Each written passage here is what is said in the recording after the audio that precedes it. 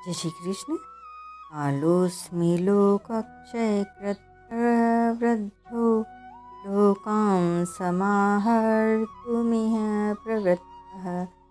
ऋतेऽपि त्वां न भविष्यन्ति सर्वे येव स्थितः प्रत्यनीकेषु योद्धः। अध्याय 11 श्लोक 32 व्याख्या। भगवान का विश्वरूप विचार करने पर बहुत विलक्षण मालूम देता है, क्योंकि उसको देखने में अर्जुन की दिव्य दृष्टि भी पूरी तरह से काम नहीं कर रही है और वे विश्वरूप को कठिनता से देखे जाने योग्य बताते हैं। यहाँ भी वे भगवान से पूछ बैठते हैं कि उग्र रूप वाले आप कौन हैं।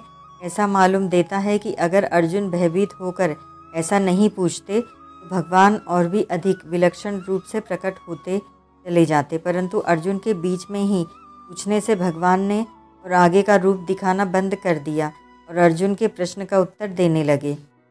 पूर्व श्लोक में अर्जुन ने पूछा था कि उग्र रूप वाले आप कौन हैं। उसके उत्तर में विराट रूप भगवान कहते हैं कि मैं संपूर्ण लोकों का क्षय नाश करने वाला बड़े भयंकर रूप से बड़ा हुआ अक्षय काल हूँ। अर्जुन ने पूछा था कि मैं आपकी प्रवृत्ति को नहीं जान रहा हूँ, नहीं प्रजानामि तव प्रवृत्तिम, अर्थात आप यहाँ क्या करने आए हैं। उसको उत्तर में भगवान कहते हैं कि मैं इस समय दोनों सेनाओं का संहार करने के लिए यहाँ आया हूँ। तुमने पहले यह कहा था कि मैं युद्ध नहीं करूँगा, तो क्या तुम्हारे युद्ध किए बिना ये प्रतिपक्षी नहीं मरेंगे, अर्थात तुम्हारे युद्ध करने और न करने से कोई फर्क नहीं पड़ेगा, कारण कि मैं सबका संहार करने के लिए प्रवृत्त हुआ हूँ। यह बात तुमने विराट रूप में भी देख ली है। तुम्हारे पक्ष की और विपक्ष की दोनों सेनाएं मेरे भयंकर मुखों में प्रवेश हो रही हैं।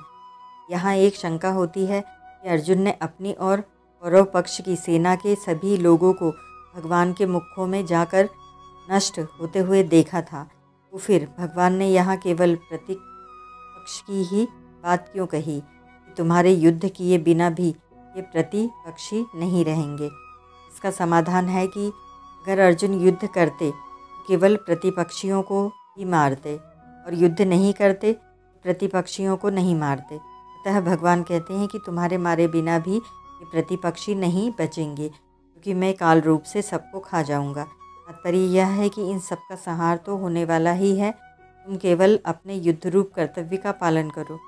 एक शंका यह भी होती है कि यहाँ भगवान अर्जुन से कहते हैं कि प्रतिपक्ष के योद्धा लोग तुम्हारे युद्ध किए बिना भी नहीं रहेंगे, फिर इस युद्ध में प्रतिपक्ष के अश्वत्थामा आदि योद्धा कैसे बच गए। इसका समाधान है कि यहाँ भगवान ने उन्हीं योद्धाओं के मरने की बात कही है जिनको अर्जुन मार सकते हैं और जिनको अर्जुन आगे मारेंगे। अतः भगवान के कथन का तात्पर्य है कि जिन योद्धाओं को तुम मार सकते हो वे सभी तुम्हारे मारे बिना ही मर जाएंगे।